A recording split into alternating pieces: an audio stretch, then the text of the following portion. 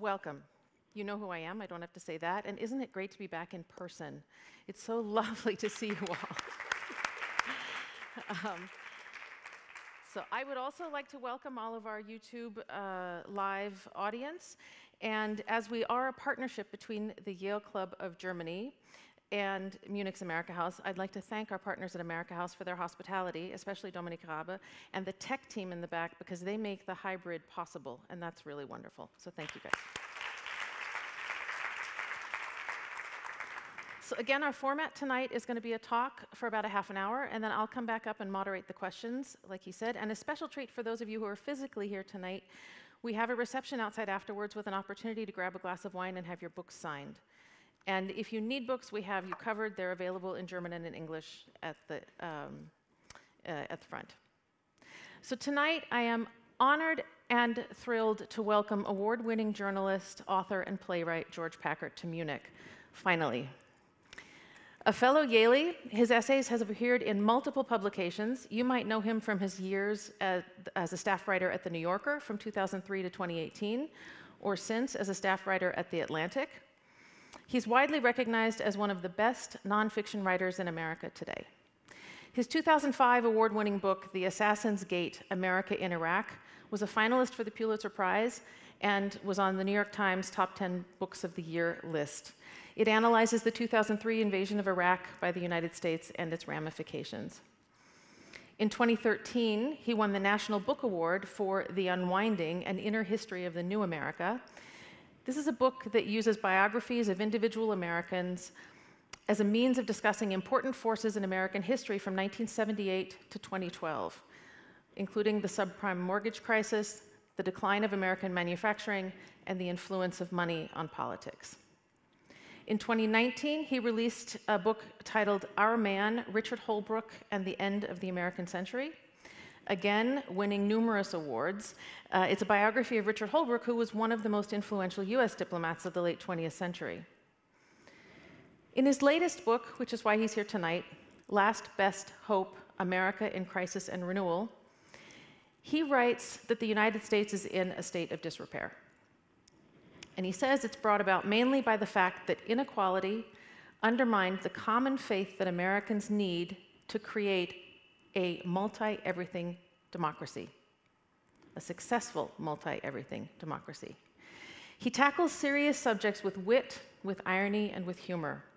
So the book opens with an essay on the state of the US during the pandemic, which wasn't funny. But then he offers different narratives that he says dominate American public life, 4 of them. Free America, which is of libertarianism and Reaganism. Smart America, of high-tech and innovation, globalization, and the educated elites. Real America, which is the white Christian nationalism of Trumpist reaction. And Just America, which is a new generation which defines citizens as members of large identity groups that have inflicted or suffered oppression. So think Ta-Nehisi Coates, the 1619 Project, Isabel Wilkerson, who was recently here. So he writes that he doesn't much want to live in the republic of any of those. I'm looking forward to hearing why tonight and what his proposed solution is. Let's give a warm Munich welcome to George Packard.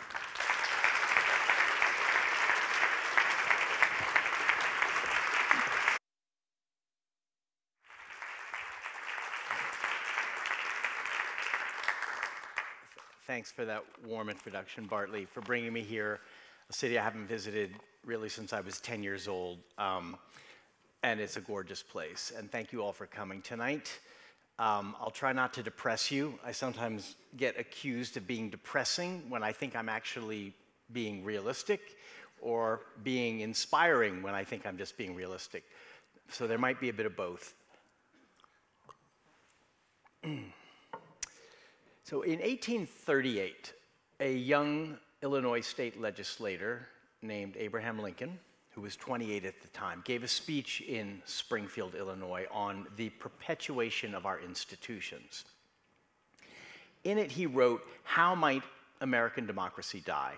That was essentially the subject of his talk.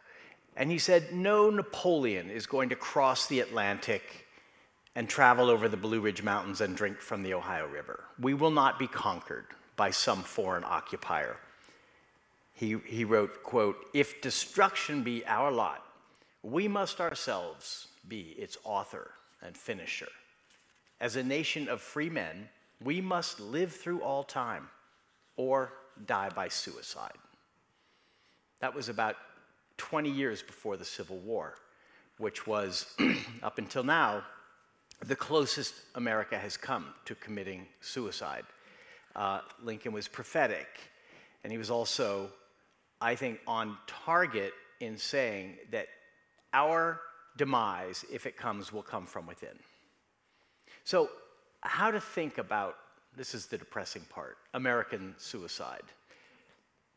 Well, it could be simply a loss of faith in democracy.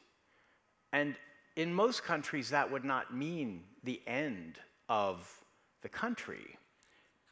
But it's really only that idea that holds America together. We are not held together by blood and soil, or by common memories, by shared traditions, or even by our famous material pursuits. We are held together not even by the Constitution, but by the idea of a self-governing people.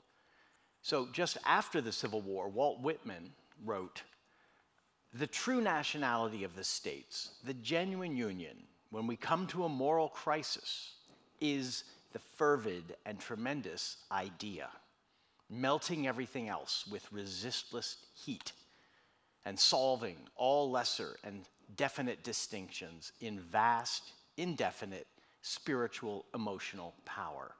Doesn't that sound like Whitman? That's Whitman's description of what it is that holds the Union together.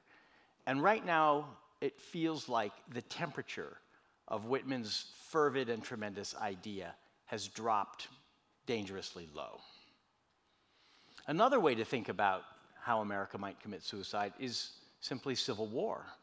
In the run-up to the election of 2020, it was common to hear talk of a coming civil war. It was normal. It was not extremist. It was not conspiratorial. Normal people asked their friends, "Do you think there's going to be a civil war after the election? Do you think I should get a gun?" I thought about getting a gun. I've never owned a gun. My family told me, "There's a reason why we don't own a gun. You're not getting a gun." But people, normal people, sane people, were thinking that way. In downtown Washington and New York and other cities, shops were boarded up before the election. There was an anticipation, partly because of the violence that had followed the George Floyd protests that summer, that there would be violence after the election, whether from the right or from the left. In the end, that election, to me, was one of the most affirming examples of the fervid and tremendous idea. It was really the idea of democracy that brought 155 million people, the largest turnout by far in American history, to the polls in the middle of a pandemic. It was an incredible display of commitment, whichever side you were on.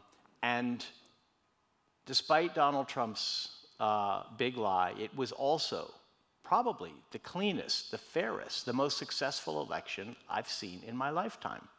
It was remarkably fair, so much so that when afterward there were investigations of fraud and of dead people voting, and cases were brought to courts and to state offices and county boards, there was almost nothing that anyone could find that had gone wrong with that election. Remarkable, until January 6th. And then January 6th was that moment when suddenly civil war seemed not likely, not even probable, but possible in a far-fetched way. It was the closest we've come since Fort Sumter in 1861.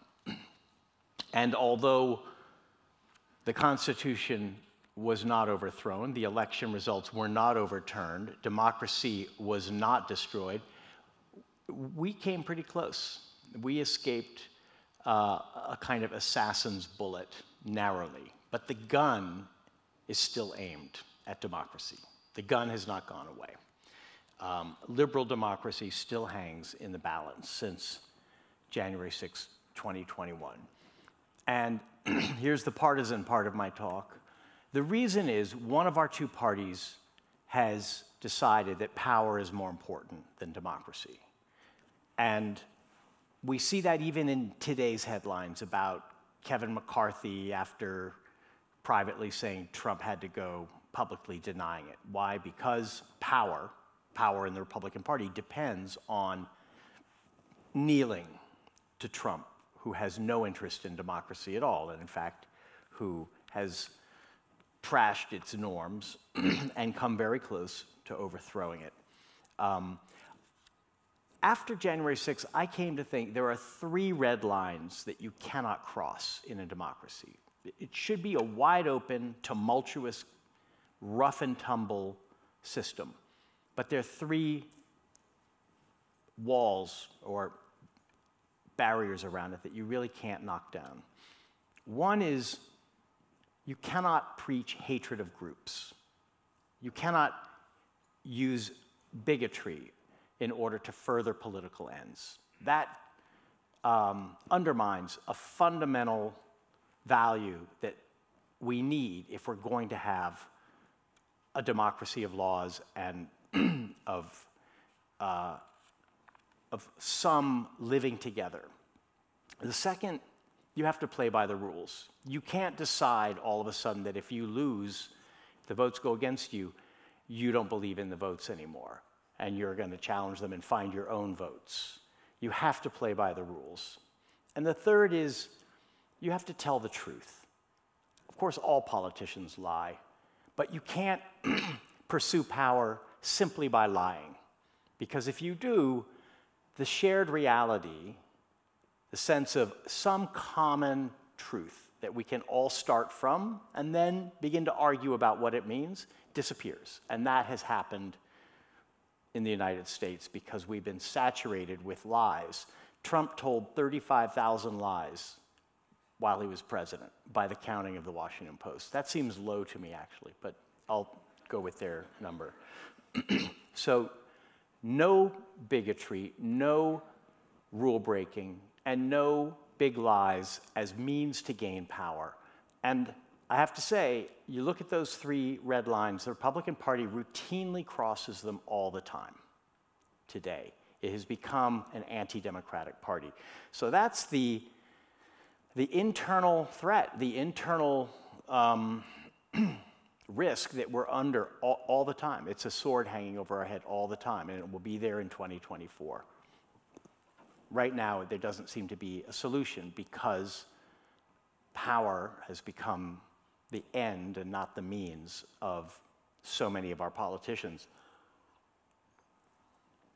So the question is, how did we get to a point where we are 2 so totally divided nations and we are in such perpetual conflict?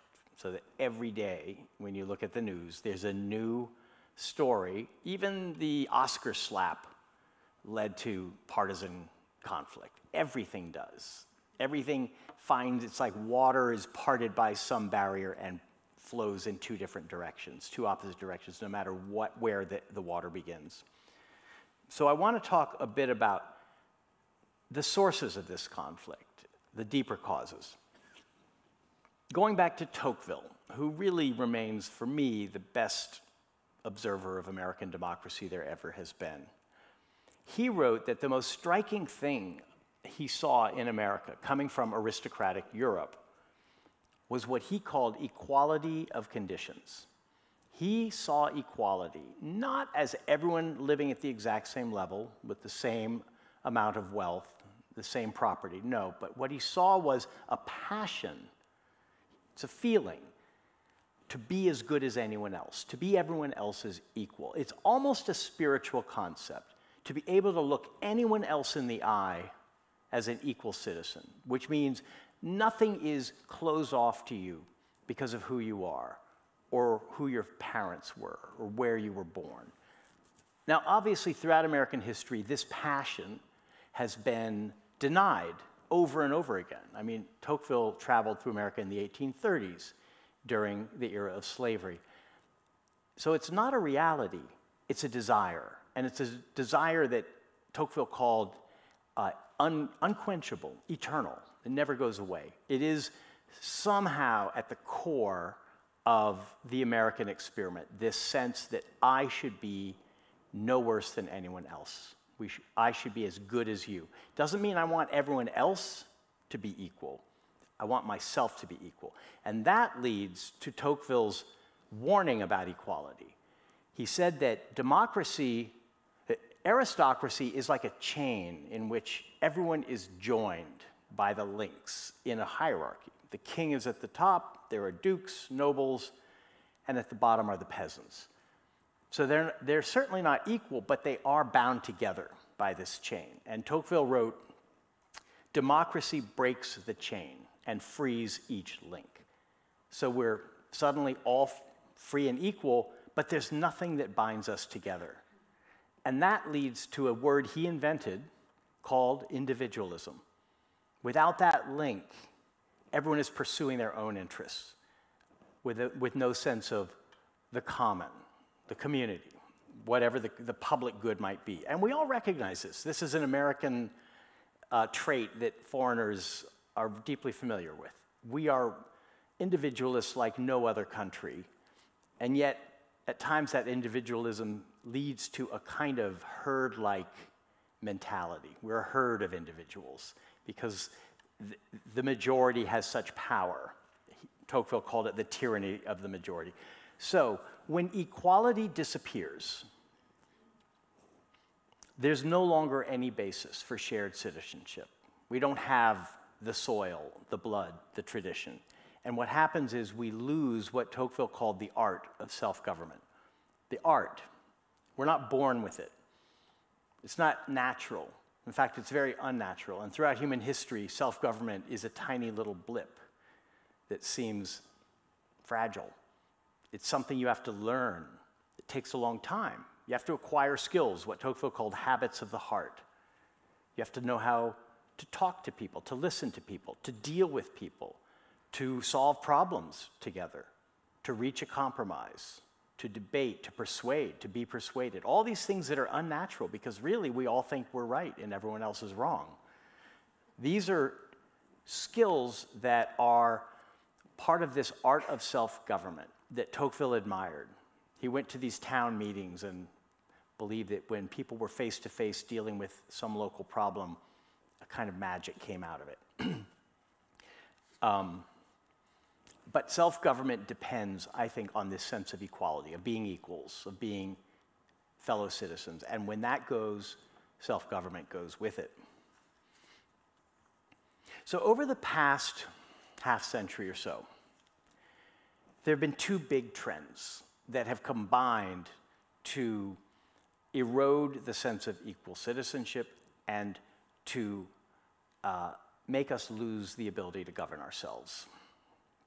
One, the end of the industrial age, the rise of the post-industrial knowledge economy, the economy of technology and the service sector, and the era of globalization, an economic trend. The other is what you could call the unwhitening of America, the rise of the Black freedom movement, mass immigration after 1965 from the global South, a simple and vast change in where Americans come from and what they look like. We are told that we're soon to become a majority-minority country. I think that phrase is a little deceptive because we are so mixed today. We are so intermarried. Identities are so fluid that it's very difficult to say what group anyone belongs to. But some demographers talk about the majority-minority.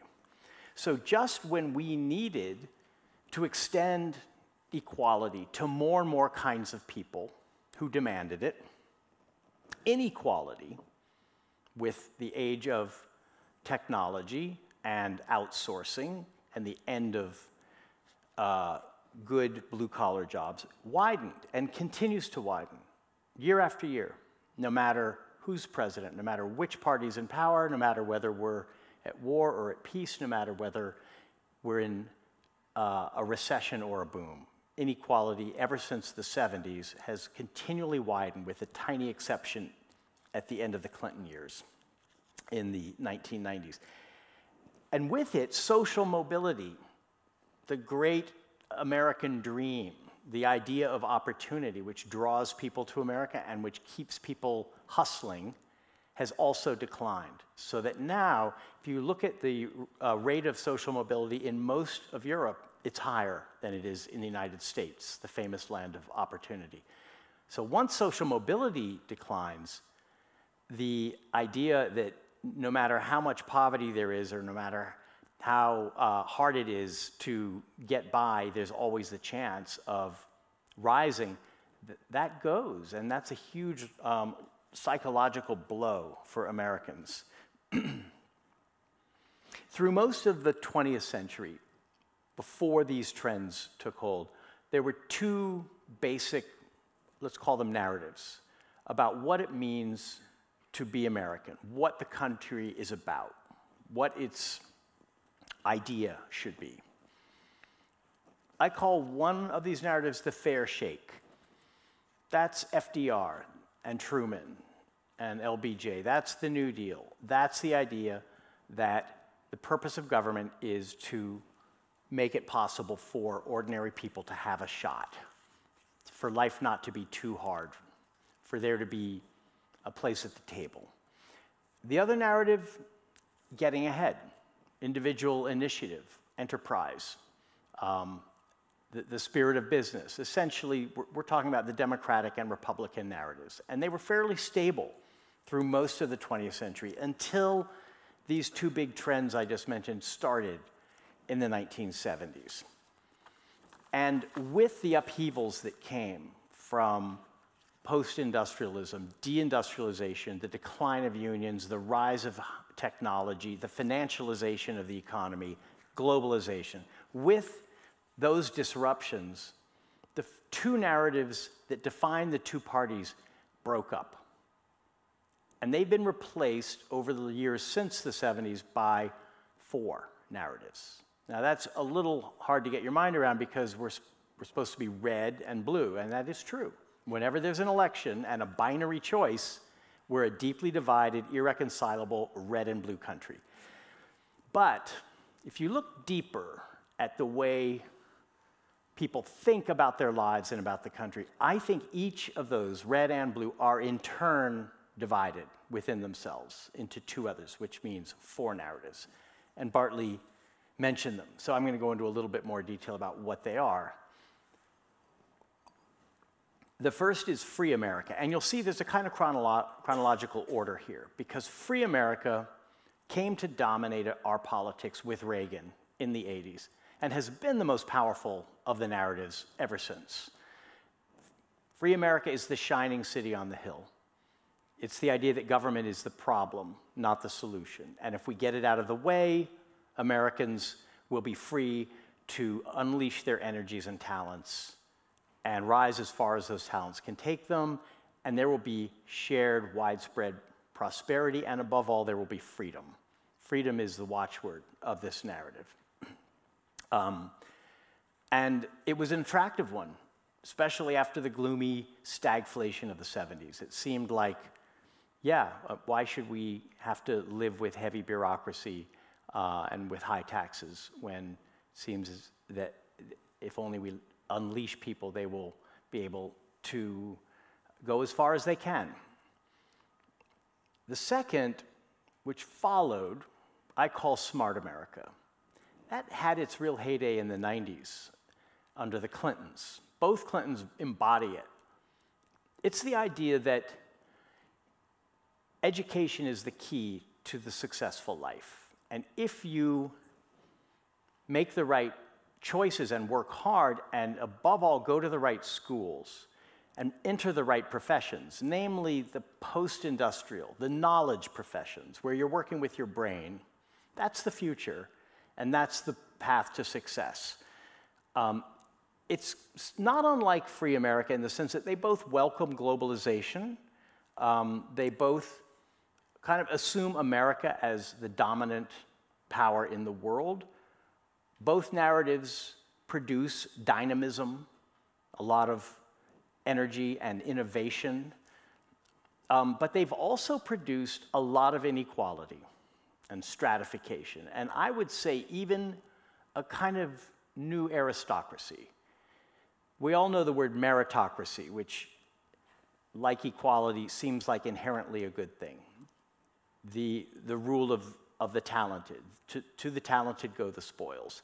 It seems like the only fair system. You shouldn't be rewarded based on who you were born, nor should you be rewarded for doing nothing or being bad at your job. You should be rewarded for being good. But what I see happening, and it's really in my own milieu too, because I'm a member of Smart America, that's the professional world, that's the educated world, is families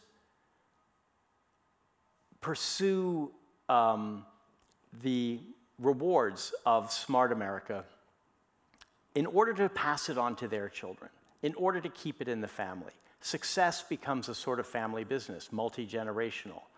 And it becomes harder and harder if you're not born into the right family to break into the meritocracy. And more people are not made meritocrats, they're born meritocrats. I saw a figure that said to get from the bottom 20% of the income scale into an Ivy League college is just as hard today as it was in 1954. After all the opening of opportunities to non-whites, to women, scholarships, attempts to expand educational opportunities, it's still as hard as it was 70 years ago. And the stratification, that you're going to die in the zip code you were born in, you're going to die in the class you were born in, is much greater than it was in the 50s when there was more social mobility. So for all their merits, these two narratives, which are elite narratives, they're the narratives of the elites of the two parties. Republicans, the business class elites, the Democrats, the professional class elites. Those two groups became kind of the core of those two parties. And interestingly, the Democrats had been the party of the working class for most of the 20th century. That changed in the 90s.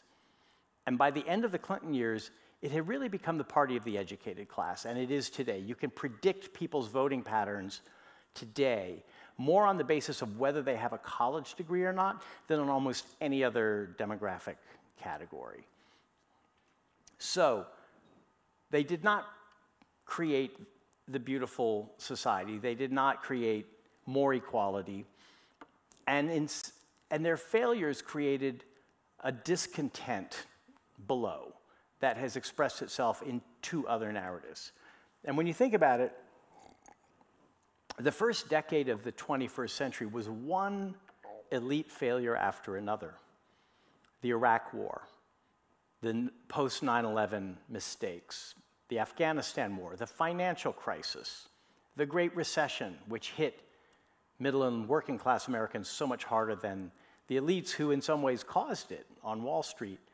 All of this produced tremendous cynicism by ordinary people toward the elites and the institutions they run, so that institutions that had always presented themselves as there for the average American, whether it's government or the media or unions or businesses or even churches, lost their legitimacy, their moral authority. And that's why when I wrote The Unwinding, I was traveling around parts of the country that had sort of been left behind, and everywhere I went, I found people who were lonely, who didn't have support network, people who felt forgotten by the power centers in Washington and New York and California, and people who felt the system was rigged against them, that it was there for the government and corporate elites to feather their own nests. Whether or not that's accurate, it is how people felt, and you can't talk people out of those feelings.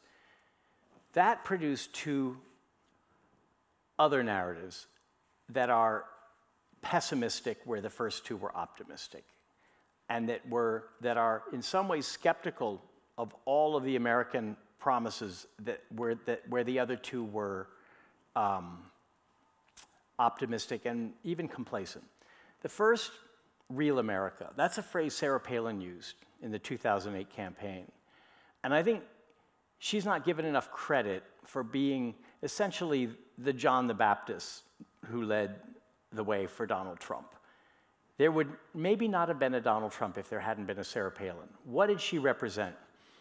She represented white identity politics, a politics that was based not on her ideas or her credentials, which were few, but on who she was, what kind of boots she wore, how she walked on stage, what music accompanied her. It was Redneck Woman.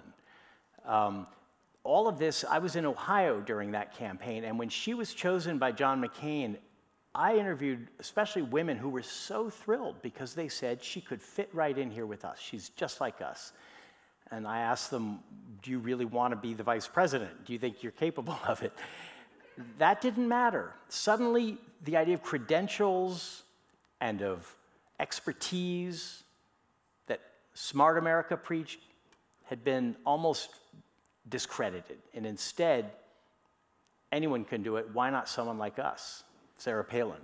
When she said real America, the full quote was, I love being here in these parts of America where I find the people who grow our food, who teach our children, who fight our wars, the real Americans. What did she mean? She meant white, Christian, heartland Americans. She didn't say that, but you only had to look at who was lining up at her rallies to know that's what she meant. She was making a very insidious division between people who were real, people like her, and people who were not real Americans. Who were they? The elites in the cities, educated people, black people, immigrants, people who were not the real Americans, the ones, and this is an old idea. It goes back to Andrew Jackson, that it's the farmers and laborers and mechanics who are the true citizens. It was a powerful narrative because it spoke to grievance and anger, and those had been rising for years because, I think, of the closing down of opportunity in the economy, the departure of jobs and the collapse of communities that were in their wake. And so anyone who had a negative view of America suddenly had a very passionate audience. It's interesting, you're not supposed to run for election and say how bad everything is and how our institutions are lousy and our trade deals are lousy and we're lousy. Well, when did we get so lousy? That's not the American way of running for office. Certainly you don't deride democracy.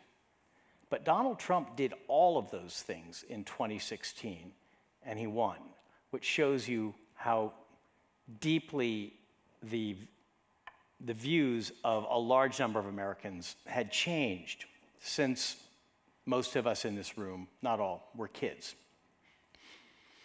The fourth narrative is also rebellious, and it's also pessimistic, but it's on the left. I call it Just America, and I think it really began to take hold around 2014.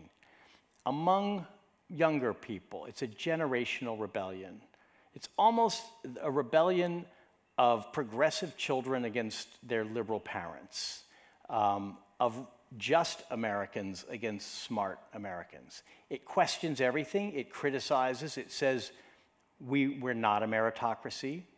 What we are is a white supremacist country. We're a country founded on slavery that has always been a system of oppression of certain groups by other groups, and that very little has changed over the centuries. So in some ways, both real and just America, even though they're at opposite extremes and are constantly fighting each other, they both are skeptical that we are or can be a multi-everything democracy. They're both isolationist. You could say free and smart America believe in cooperation with other countries. Free America is more into hegemony, smart America is more into partnership, but they both assume that we're going to be at the center of the democratic world. Real and just America are not interested in the world. They see the world as either irrelevant or in some ways threatening, and they want to pull inward. Both are focused on America, and both have very little time for the complexities of foreign policy. In some ways, what I'm describing is getting closer to a European kind of politics. Real America is more like the politics of a Viktor Orban or a Berlusconi or even a Putin. Anti-democratic, illiberal, and more focused on blood and soil, on identity, than on liberal ideas. So the result of this division of narratives is that we're pitted tribe against tribe all the time. And we always sense that there are going to be winners and losers. We can't all win. And the result is, not only are we polarized, but we can no longer govern ourselves. We can't solve problems together. That was so clear in the first months of COVID.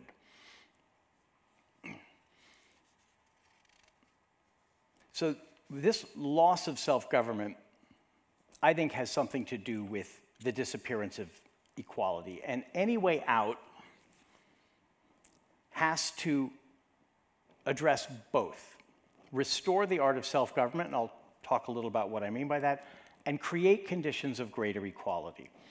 And this leads to what I think of as a fifth narrative, one that gives me more hope, and that doesn't divide us and doesn't pit us against each other in a zero-sum game for status and resources.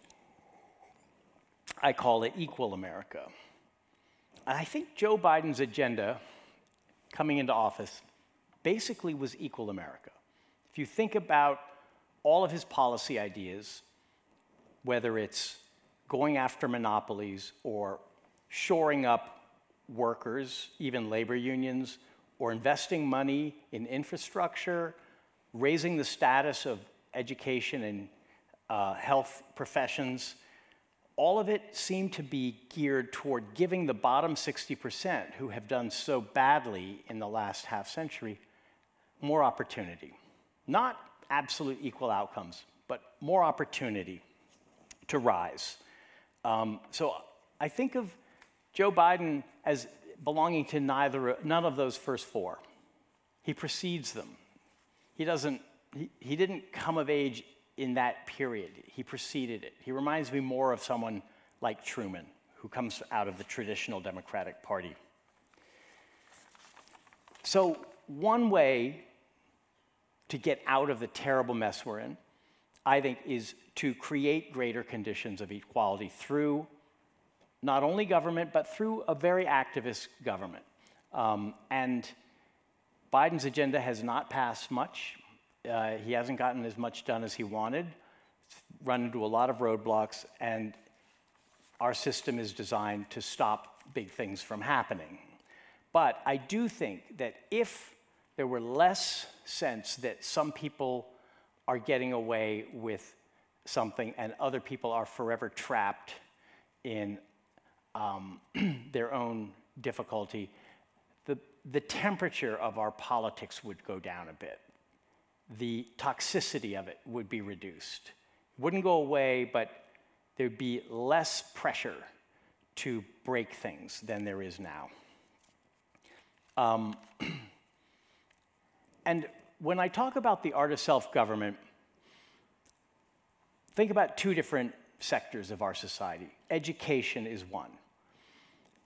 Right now, classrooms have become battlegrounds for adults to act out their own ideological concerns on the backs of children. First, and I have kids and I watch this happen every day, first kids had to sit at home in front of a screen for a year or more. They were cut off from their peers. And when they finally got back to school, they found that their parents had lost their minds and showed up at school board meetings screaming and threatening and imagining various wrongs being done. And on one side, Just America wanted to impose an orthodoxy on schools that was based on a hierarchy of oppression in which everyone belonged to an identity group, and that identity group determined your place in our society. And on the side of real America, there was this ferocious backlash, which we're seeing now every day in state legislatures and in school boards. Just calm down. Let's, first of all, remember that kids are already getting a lousy education. And all of this ideological Sturm und Drang is only going to make it worse. They're not going to learn more from this. They're not going to suddenly be enlightened about the truth. It means they're just going to have less to go on. So first, the adults should just back off. And second, I think we could think about how education could make us into better citizens. This was the original idea behind the Common School of Horace Mann. It was to actually make children into democratic citizens. And there are lots of ways that can happen, not just by knowledge, but by skills, by the skill of learning and debating and reading and thinking, and even learning something about democracy itself, which used to be called civic education. It disappeared from classrooms for years because it was controversial, but I think we need it back. And finally, maybe our kids, after their secondary educations are over, should spend a year doing something for the country with other Americans who come from totally different backgrounds. National service seems to me like the simplest, most direct way to break down the barriers that keep us from knowing one another and that allow us to imagine each other as evil ogres. Instead, if you have to do something together, rebuilding a bridge, tutoring in schools, you'll find out that perhaps it's not quite such a case of good and evil. And finally, journalism, my own profession. So now Elon Musk owns Twitter. My feeling is, I hope he destroys it. That would be the best outcome. I hope he loses 44 billion, because I think Twitter is a symptom and a cause of a great deal of what's wrong in our public discourse and in our media. My colleagues in journalism, through all the incentives of Twitter, spend all day long on it. They don't put this device down. They don't go outside. They don't interview people. Reporting, which is expensive, has given way to both opinion and now even Twitter's even less than opinion. It's like a little shout. And then you watch the likes and retweets pile up, and it's satisfying. And there's this dopamine hit. But it is destructive. It brings out the worst in people. People who I like in person, I find intolerable on Twitter. I wonder what happens to them. So I'm really hoping Musk runs it into oblivion. And then maybe journalists will remember that our real value in democracy is to report, is to find out the facts that citizens don't know and that they need, and to tell the stories they don't know, to spend a lot of time telling those stories, getting to know people who are obscure, who are forgotten, and then presenting their lives to other Americans. So I'll just end with something that will bring us to Munich, actually. Thomas Mann, after being driven out of Germany, ended up in America in the late 30s. And in 1938, he went on a coast-to-coast lecture tour, and the title of his tour was The Coming Victory of Democracy. Amazingly optimistic title for 1938. Mann told his American audiences, "We must define democracy as that form of government and of society which is inspired above every other with the feeling and consciousness of the dignity of man." The dignity of man. Now, if you talk that way today, the chances are you would be ratioed on Twitter, because no one talks about the dignity of man. And even Thomas Mann worried that these words might sound ridiculous, because after all, it was the age of concentration camps and show trials. But he persisted, he went on. And yet, it is a fact, more true today than ever, that we cannot allow ourselves, because of so much all too well-founded skepticism, to despise humanity. Despite so much ridiculous depravity, we cannot forget the great and the honorable in man, which manifests themselves as art and science, as passion for truth, creation of beauty, and the idea of justice. So Thomas Mann was defining democracy as the system that allowed for and recognized the dignity of man. And he came from the old world to the new and called on Americans and American democracy to its better self in order to stop the spread of totalitarianism and war. And today, the call is coming to us again, this time from Ukraine. Ukrainian resistance to Russia's aggression reminds us of what's at stake, of the half-forgotten values in our own democratic struggle, of why the fervid and tremendous idea is as fragile as it is precious, and of how much we stand to lose if we allow the enemies of democracy, including the ones inside our own heads, to triumph. Thanks.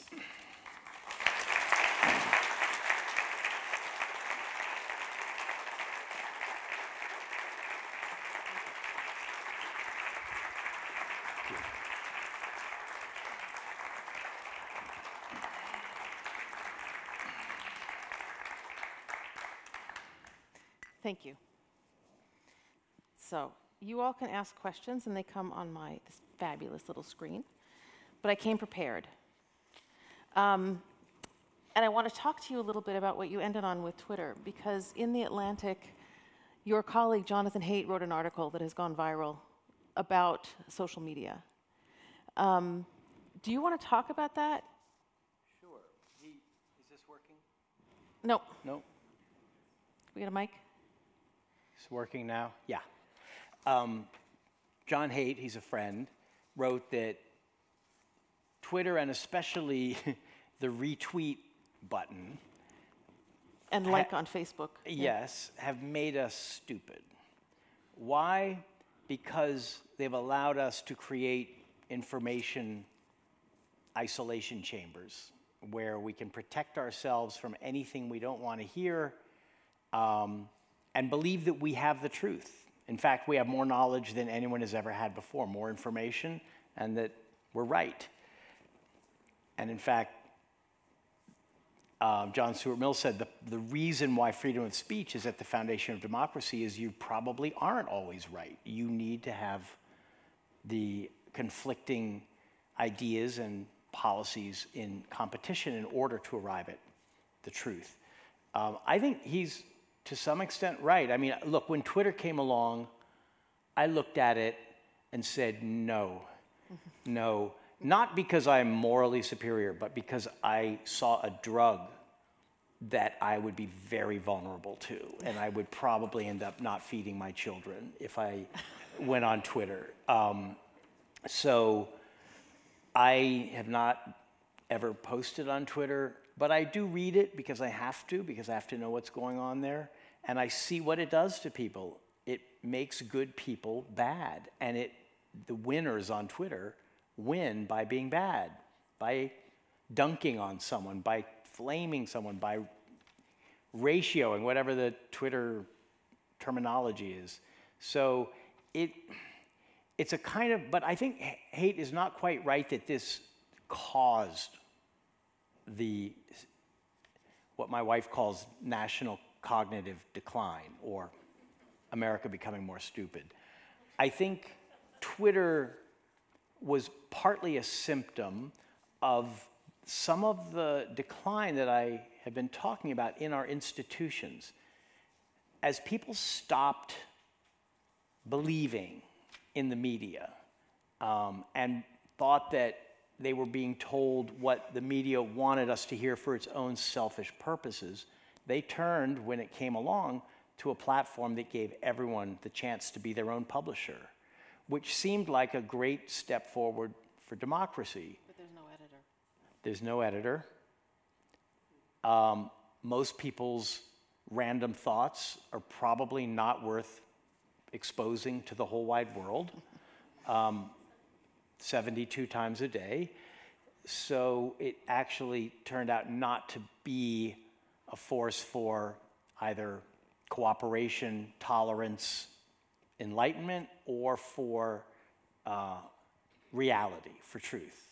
Twitter's more of an engine of lies and falsehoods. So I think Twitter came along, as did many other things, because Americans had begun to lose faith in the institutions of democracy and in the elites who run those institutions. And so when Jack Dorsey or Jeff Bezos or Mark Zuckerberg says, you are your own gatekeeper, it sounds great, but not everyone should be vice president. Yeah. It also ties in a little bit to what you talk about in Middle America, because you wrote about how the hollowing out of the cities and Main Street moving into a mall out on the highway, then all the jobs go away. And then you lost the local newspapers, and you lost the local civic organizations, the groups of shopkeepers who got together to make sure Main Street was clean, and all that's all gone. Yes. Sam Quinones in Dreamland wrote about this, Yes. the opioid crisis.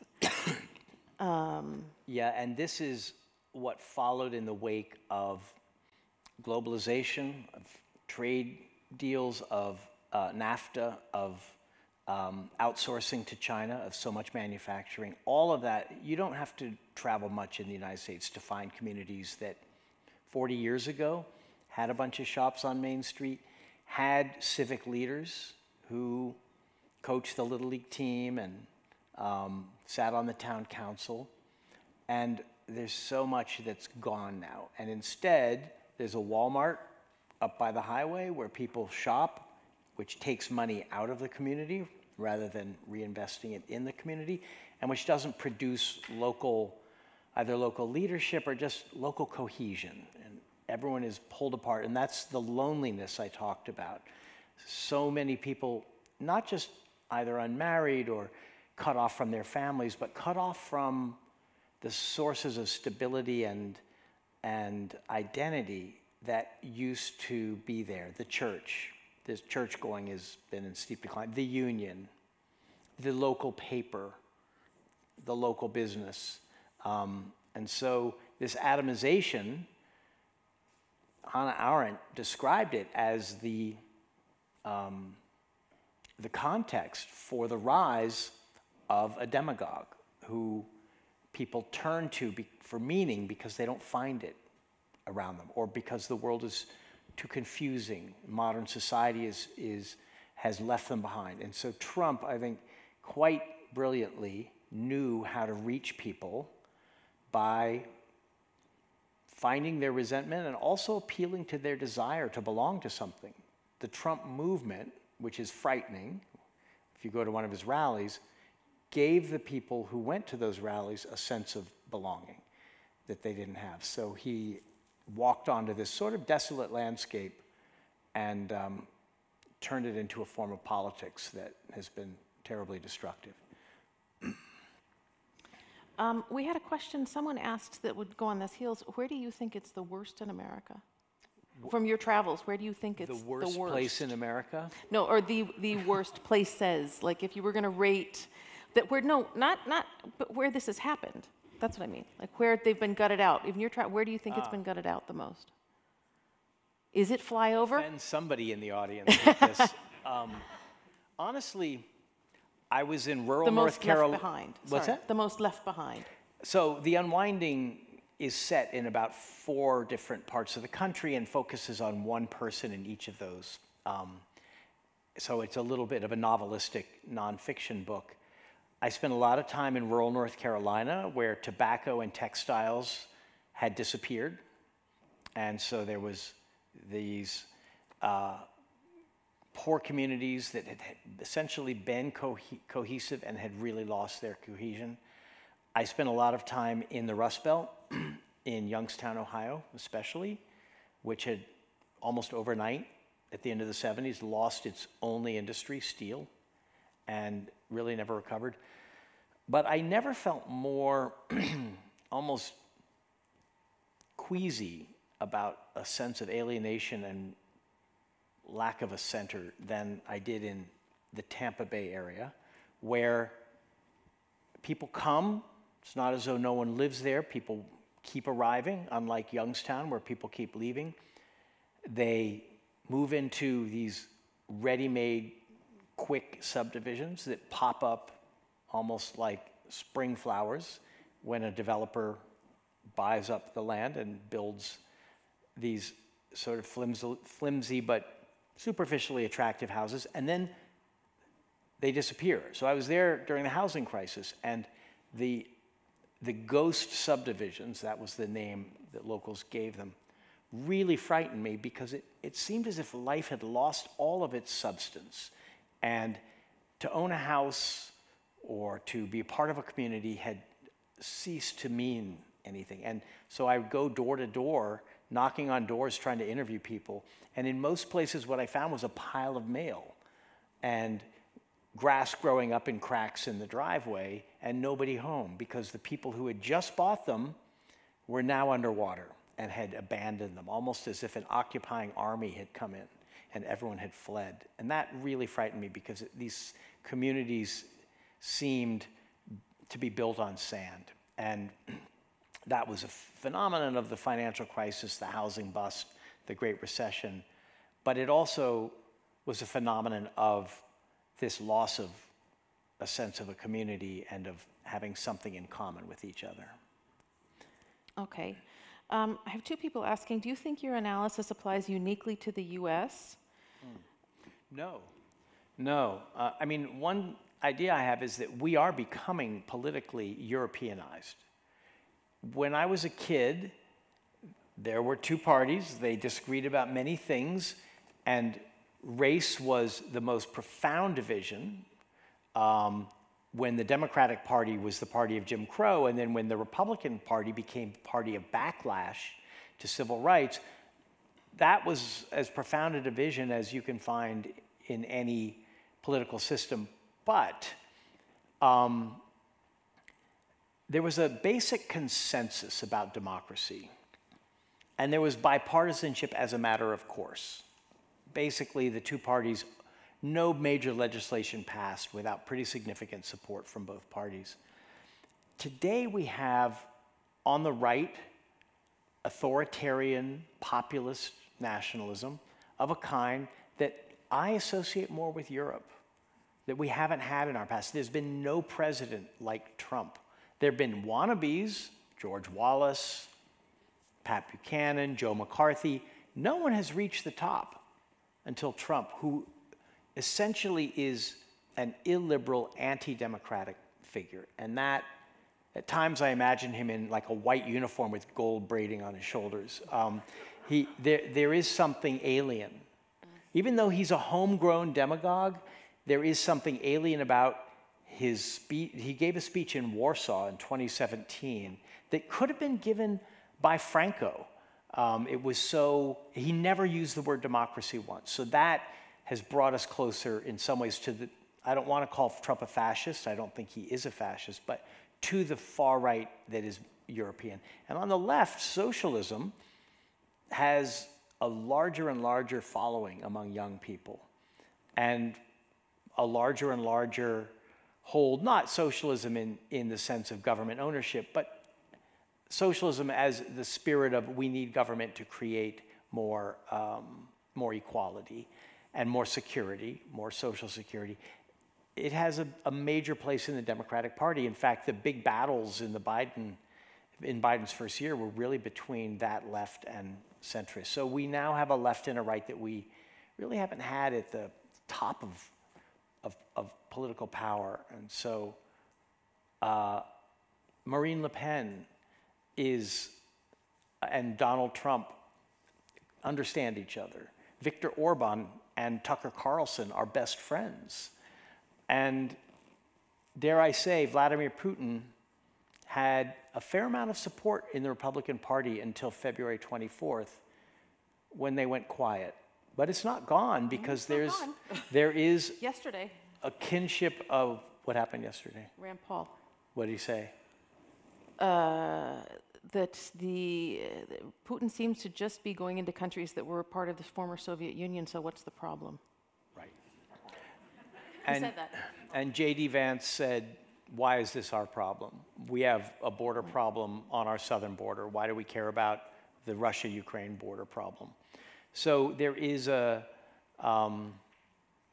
And all of that, to me, really means they kind of like Putin, because he's a strong man. He has the qualities that what I call real America wants in a politician.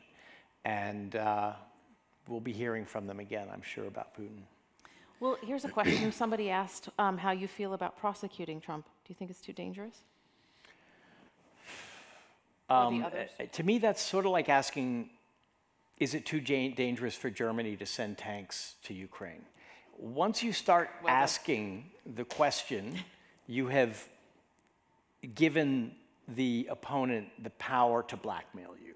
And Trump has blackmailed our system for years and gotten away with it. He knows, he's very clever. One thing he really knows is how far you can go legally before you actually might run into, so he's constantly on that line.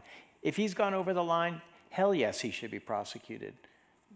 And if the Republican Party decides that this is an undemocratic power grab, they've been saying that about everything. So why does it matter if it's about this? So one point that I found really interesting in your book was real America and the military. And I don't think enough people realize about the inequality. You talk about the shift in Iraq and Afghanistan and the inequality of sacrifice in America. Well, a whole generation of young Americans who went to war, and that's a tiny percentage of the country, but had an experience that no other Americans had. And I think that those years have left a bitterness that we haven't even really reckoned with. I talked to a lot of veterans during the fall of Kabul, when many people I knew were on their phones for 2 weeks trying to help Afghans they knew get into the airport and out of the country. And they felt betrayed. They felt as if the government and their fellow Americans had kind of left them holding the bag for a war that they had already sacrificed for, and that all the burden had fallen on the lowest levels instead of the highest. And there is, it's interesting how quickly we've gone from the fall of Kabul, when Americans were done. No more interventions, no more wars. Let's take care of our own exhaustion, retrenchment. 6 months later, suddenly there's a sense that the world is looking to America to support Ukraine, and that something real and important is on the line here. I'll be very interested to see how that plays out, because I don't think we're done with that exhaustion. It's still there, and the resentments that come with the unequal sacrifice.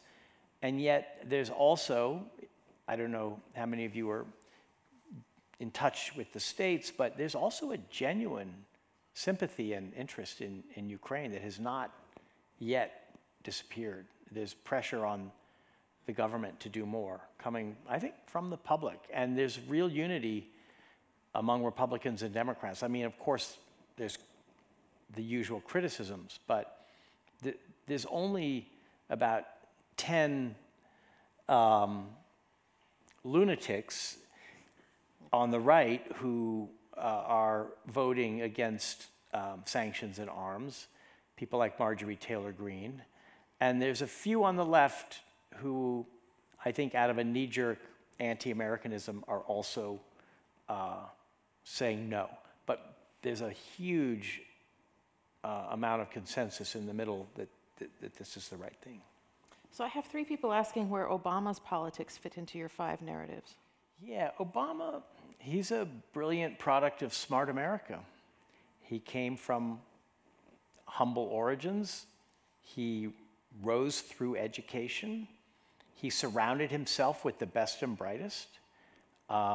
His cabinet was like an Ivy League reunion. And for better and worse, there was real diversity. There were real meritocrats, genuine meritocrats in his administration. They believed in rational debate, in the process of policymaking, in facts and evidence. They were rooted in the empirical world. And yet, I think that they lost touch with the country pretty quickly, with all of the internal deliberations over the banks and housing and the stimulus package and then the surge in Afghanistan. I was following them pretty carefully, but more from the point of view of people outside Washington and how they reacted. And what it seemed as if was that these very smart people didn't really know what other people's lives were like. And it's kind of a sign of how the bubbles that we all now live in can really get in the way of just having a gut feeling for the extent of the bitterness, for example, about the bank bailouts, about the failure to prosecute top Wall Street figures after the financial crisis when there was fraud, and yet no figure went to jail at the top of the crisis. And so they didn't understand just how angry Americans had gotten. And then came the Tea Party, the midterms, and in a way, Obama never really quite recovered. He did many good things, but he lost that hold on a kind of large and rather united group of Americans that allowed him to become president in the first place. Okay. I have a couple more questions. Since you wrote the book, is there anything you would change? Like anything that you... Maybe renewal. Maybe renewal shouldn't be in the subtitle. I've gotten a little bit darker in my view since I wrote the book. I'll tell you about the writing of the book. I began it was a COVID book. I was stuck, quarantined with my family. And the book begins with a quote from a family friend who said, "My family is not necessarily who I would choose to be quarantined with." And fortunately, my family is who I would choose to be quarantined with, but I thought of it more like my country. We were stuck with each other, and we don't like each other in a lot of ways, but we couldn't leave. In fact, you literally couldn't leave. And the pressure of that seemed to have something to do with all the tension and upheaval of the year 2020, which was unlike any year since 1968 for sheer drama. So stuck with myself and unable to travel and report and talk to people, I thought I should just write down what I'm thinking. So as the early voting began in late October, I started writing. And I finished writing just around the time Biden was inaugurated. So this was an intense 3-month composition that began with COVID raging through the country and the fear of civil war, and ended with the inauguration of a flawed but entirely decent president and the arrival of the vaccine. So, and we had survived, we had come through, we had voted, we had chosen, we had dodged the bullet of the January 6th assassins. We'd come through. So I thought maybe what we've learned is how precious democracy is, but how deep the flaws have become, how divided, how unequal, how unfair our economy is, the essential workers, the ones who had to work, the ones who did physical labor, were so obviously getting the raw deal and much more in danger of getting sick, and people like me, who were the non-essential workers, meaning we didn't have to show up, we could do it from our laptops, sat at home looking at Zoom screens. Not all that fun, but certainly better than going into a factory, or into a warehouse, an Amazon warehouse. So I thought we've seen how much is wrong, we've seen how deep the underlying conditions that ail our democracy are, but we've also reaffirmed a commitment to democracy. And I thought that might lead to profound change, really profound change, both economically and also just culturally, in the spirit in which Americans deal with each other. I have to say it hasn't happened quite that way, and there are now storm clouds on the horizon of all kinds. So I think I'm glad I wrote the book when I did, because I wanted to leave with some sense of hope, partly because I have children, and partly because you have to have hope. You just cannot lose it. But now it would be hard for me to muster it in quite the same way. Oh, I was going to stop you one sentence back and say that's a great way to end it. But it wouldn't be as true. It's true, it wouldn't be as true. But that means that, you know, we all still have work to do. Always. That's right? the point. Democracy is not an end. It is an eternal experiment that is entirely up to us. There is no power that will come down and solve it for us, whether it's a strongman or an expert or a class of privileged people or an algorithm. It's all on us. So Walter Lippmann said, men would rather do anything than govern themselves. They don't want the responsibility. It's hard.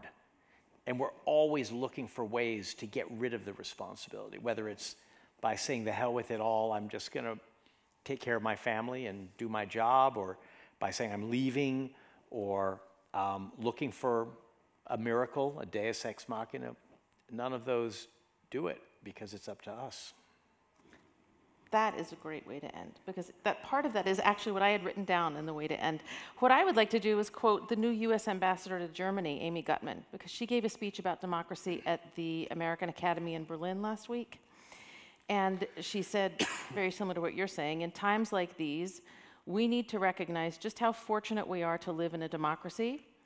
In times like these, we must not take our good fortune for granted, either at home or abroad. In times like these, we must show just how much we're willing to do to advance liberty, opportunity, and respect for the dignity of all. And why are we fortunate to live in a democracy? Because at their core, democracies are dedicated to defending truth-seeking and truth-telling, tolerance and respect for human dignity, robust yet reasoned debate, and mutually beneficial compromises. So, as you said, it does not happen by accident, which means I want to now close because the people online have been watching for an hour and a half, and we all know that that's torture. So thank you for engaging, and thank you for being here and taking part in the conversation. Stay well and stay engaged, and the book is Last Best Hope, America in Crisis, and we're going to still go with renewal. Absolutely. But that's very hopeful. But it depends on how much we do, right? Thank you very much for coming. Those of you who are here, please stay and have some books signed. Thanks.